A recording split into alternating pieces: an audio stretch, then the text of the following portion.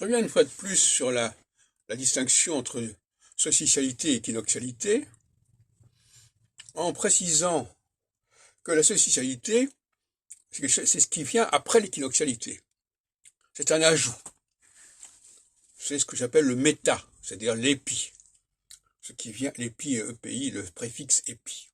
Donc, épigénèse, épigone, etc. Donc, c'est quelque chose qui est rajouté. Et tout ce qui est de l'ordre des nations, des cultures, des langues, sont des rajouts qui viennent, en quelque sorte, se surimposer à la réalité première, à la réalité fondamentale. Et en ce sens-là, ça relève du principe du plaisir, alors que la réalité fondamentale relève du principe de réalité. Alors il y a un moment donné, au niveau des phases, la phase de socialité, c'est le ras-le-bol des vérités fondamentales et des évidences.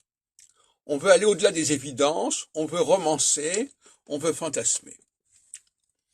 Et l'arrivée de l'équinoxialité, c'est le ras-le-bol de cette de ce pseudo-savoir, cette pseudo-réalité qui est posée par-dessus. Par exemple, la notion de nation, elle est artificielle.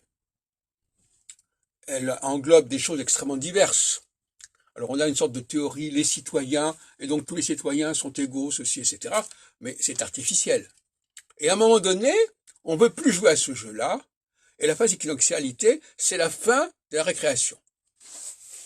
C'est-à-dire qu'on ne veut plus jouer à ça. Et en même temps, à un moment donné, on retrouve la socialité, et à ce moment-là, on en a assez d'être contraint par des évidences absolues.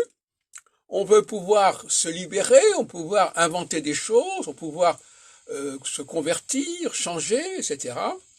Et là, c'est le temps de la socialité, et ça continue, ainsi de suite.